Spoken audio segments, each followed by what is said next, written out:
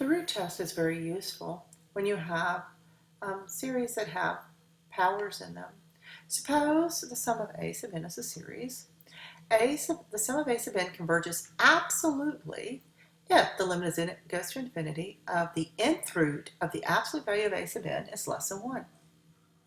And it diverges if this limit is greater than 1 or, of course, equal to infinity.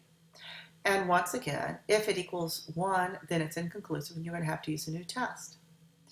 Now, a lot of times it's much easier to use the root test if you have things raised to powers. So suppose you have the sum as n goes from 1 to infinity of n 3n to the n. All right.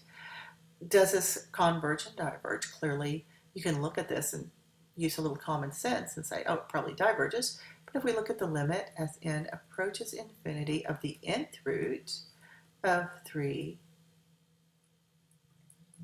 to the n, this is the limit as n approaches infinity of 3n, which is infinity, which diverges.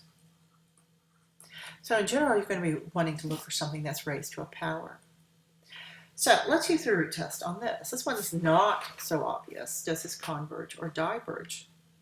Well, a sub n is e to the 2n divided by n to the n.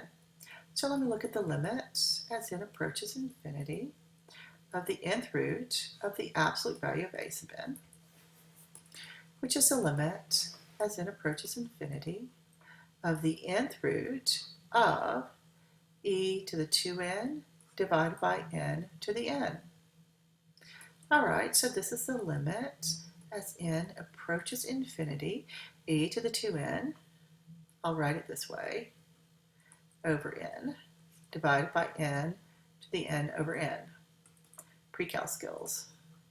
Limit as n approaches infinity.